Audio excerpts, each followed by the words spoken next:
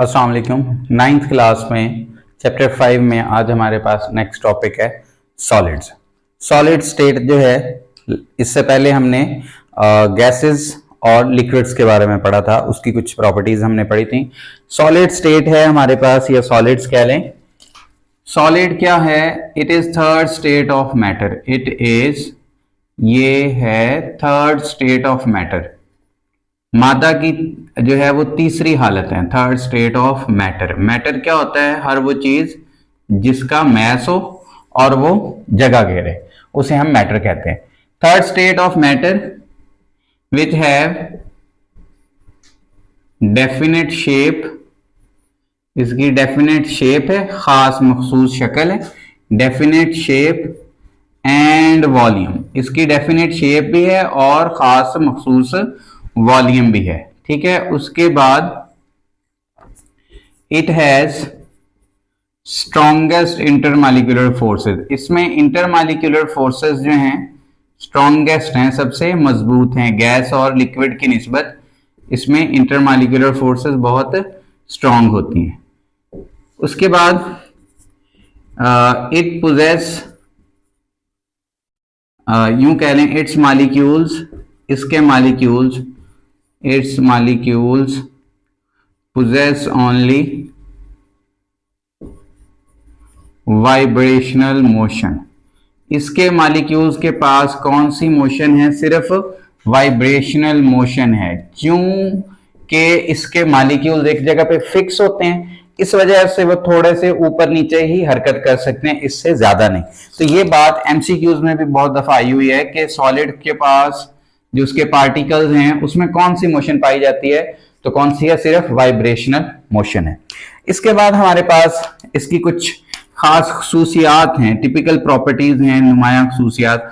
अच्छा, अब अगर आपको यही बात लॉन्ग क्वेश्चन में पूछे ना, तो आपको लॉन्ग क्वेश्चन दो तरह से ये आता होता है। पहली बात कि सॉलिड की डिफाइन करो और उसकी चंद इंपॉर्टेंट खसूसियात लिखो, और दूसरी जो आती है लॉन्ग क्वेश्चन आता है, वो आता है सॉलिड की डिफाइन और इसकी टाइप्स। वो हम सॉलिड की टाइप्स जो है वो अगले लेक्चर में देखेंगे। सबसे पहले टिपिकल प्रॉपर्टीज में पहली चीज जो है हमारे पास वो है मेल्टिंग पॉइंट। अब मेल्टिंग पॉइंट क्या होता है? मेल्टिंग पॉइंट, जैसे अभी मैंने कहा कि जो सॉलिड है, सॉलिड के मॉलिक्यूल्स के दरमियान इंटरमॉलिक्यूलर फोर्सेस स्ट्रॉन्ग हैं। सपोज मैं ये समझाने के लिए ये दो तीन मॉलिक्यूल आपके सामने इतने बड़े बना देता हूं। ये समझ लें कि 4 मॉलिक्यूल्स मैंने बना दिए। ये क्या हैं? ये सॉलिड्स के मॉलिक्यूल्स हैं। अब इनके दरमियान कशिश की फोर्सेस यहां पे देखें तो बहुत स्ट्रॉन्ग हैं। कशिश की फोर्सेस बहुत स्ट्रॉन्ग हैं। अब कशिश की फोर्सेस स्ट्रॉन्ग होने की वजह से जब हम इसको गर्म करेंगे ना, तो ये आहिस्ता आहिस्ता जो है इनकी वाइब्रेशन पहले बहुत कम थी, अब जैसे टेम्परेचर बढ़ेगा इनकी वाइब्रेशन थोड़ी बढ़ना शुरू हो जाएगी। वाइब्रेशन जैसे बढ़ेगी तो ये एक दूसरे से टकराना शुरू कर देंगे। एक वक्त आएगा कि ये एक दूसरे से इतना जोर से टकराएंगे, इतनी वाइब्रेटरी मोशन ज्यादा हो चुकी होगी कि ये एक दूसरे से थोड़ा अलग अलग होके जो है वो सेपरेट, अलग अलग होके हरकत करना शुरू कर देंगे। और उस वक्त क्या होगा? जो सॉलिड है वो लिक्विड में कन्वर्ट होना शुरू हो जाएगा।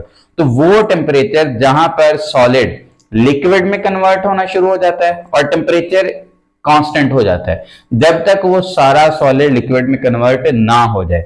इसका मतलब मेल्टिंग पॉइंट के ऊपर आके सॉलिड और लिक्विड को एग्जिस्ट करते हैं। को एग्जिस्ट का मतलब साथ साथ रहते हैं, मतलब जब तक सारा सॉलिड लिक्विड में कन्वर्ट ना हो टेम्परेचर नहीं बढ़ता और दोनों एक दूसरे के साथ रहते हैं। उस टेम्परेचर को हम कहते हैं मेल्टिंग पॉइंट। ठीक है। डेफिनेशन अगर हम लिखें, द टेम्परेचर डिफाइन है हमारे पास, the temperature at which solid starts melting and coexist with liquid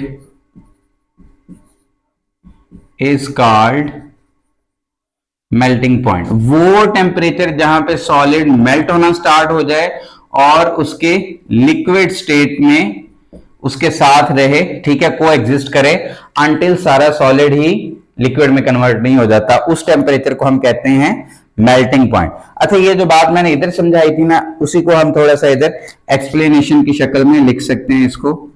explanation, explanation में इसकी वजाहत में देखें तो हम कहते हैं कि solids have only vibrational motion, सिर्फ इनके पास वाइब्रेशनल मोशन होती है, बिकॉज क्योंकि molecules of solids are strongly held by intermolecular forces, क्योंकि इनमें इंटरमॉलिक्यूलर फोर्सेस बहुत ज्यादा होती हैं और उन्हीं ने ही उनके मॉलिक्यूल्स को पकड़ा होता है, इस वजह से इनकी सिर्फ वाइब्रेशनल मोशन होती है।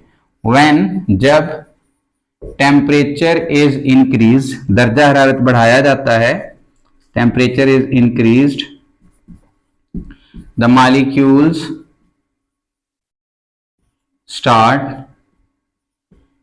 Vibration at high speed, high speed की बजाय आप कह रहे हैं हाई अल्टीट्यूड, वैसे लफ्ज बोलते होते हैं कि एक दूसरे से मॉलिक्यूल जरा ज्यादा जोर से जो है वो वाइब्रेट करेंगे और एक दूसरे से दूर दूर होना शुरू हो जाएंगे।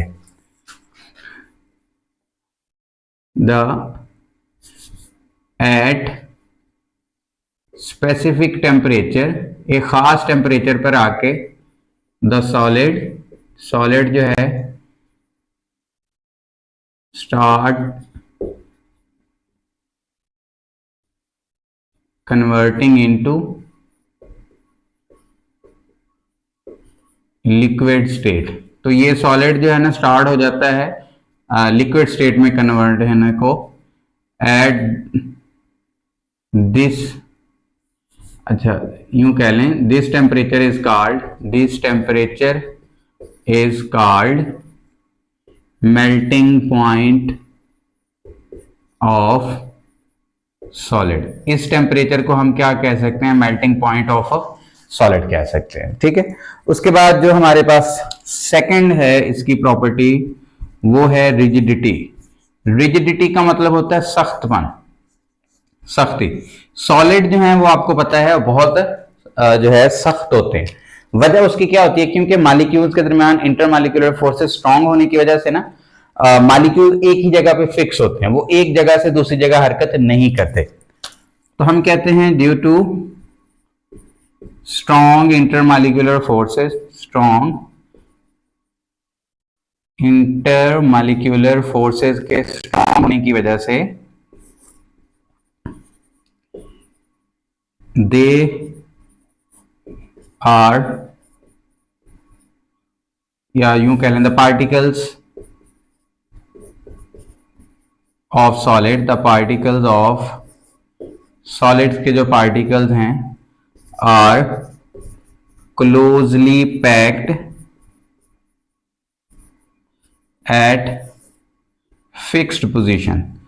तो वो क्लोजली पैक्ड हैं, एक दूसरे के बहुत करीब करीब हैं और फिक्स पोजीशन पे हैं। दैट्स वाई, यही वजह है, दैट्स वाई यही वजह है, दे आर रिजिड, ये क्या है, सख्त हैं, रिजिड हैं, अपनी नेचर के लिहाज से रिजिड हैं, मतलब इनमें हरकत नहीं होती। उसके बाद थर्ड जो है हमारे पास लास्ट इसका, वो है डेंसिटी। डेंसिटी क्या होता है, हम कहते हैं कि एक इकाई यूनिट हमारे पास एरिया है, उसमें किसी चीज का जो कितना मैस आता है, mass per unit volume is called density. अब इनमें due to negligible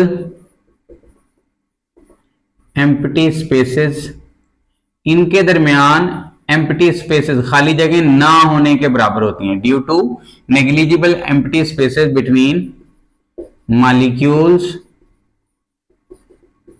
of solids have greater density than gases and liquids. Molecules के दरमियान एम्प्टी स्पेसेस ना होने के बराबर होती हैं और इस वजह से सॉलिड्स की जो है वो डेंसिटी गैसेस और लिक्विड्स की निस्बत ज्यादा है। क्या मतलब है इस बात का? सपोज मैं कहता हूं ये मेरे पास ना इतना सा एरिया है। अब इस एरिया के अंदर अगर आप गैस बंद करते हैं तो उसका मैस बहुत कम होगा और लिक्विड बंद करते हैं तो उसका मैस ज्यादा होगा, और सॉलिड अगर इतने जगह में एरिया में आप भरते हैं तो उसका मैस और ज्यादा होगा। तो मैस पर यूनिट वॉल्यूम जो है वो डेंसिटी ज्यादा किसकी आएगी? वो हमारे पास सॉलिड की आ जाएगी। ठीक है, तो यहां पे वैसे मैंने हेडिंग करनी थी डेंसिटी, थर्ड हेडिंग थी डेंसिटी। अच्छा, अब इसकी एग्जांपल है। फॉर एग्जांपल हमारे पास एल्यूमिनियम है और उसके बाद आयरन है और उसके बाद जो है हमारे पास है गोल्ड। चलो मैं स्पेलिंग ही लिख देता हूं, एल्यूमिनियम, आयरन और गोल्ड। अब एल्यूमिनियम की जो डेंसिटी है वो 2.7 ग्राम पर सीएम क्यूब है, 2.7 ग्राम पर सीएम क्यूब। और आयरन जो है इसकी डेंसिटी 7.86 ग्राम पर सीएम क्यूब है। और जो गोल्ड है इसकी डेंसिटी है 19.3 ग्राम पर सीएम क्यूब। डेंसिटी से मुराद के इनके मॉलिक्यूल्स कितने क्लोज हैं, कितने एक दूसरे के करीब करीब हैं। तो जिसकी डेंसिटी ज्यादा है उसके मॉलिक्यूल्स करीब हैं और उसका मैस जो है वो ज्यादा है, मैस पर यूनिट वॉल्यूम उसका ज्यादा है। ओके स्टूडेंट्स, ये था हमारे पास सिंपल सा एक छोटा सा टॉपिक। अल्लाह हाफिज।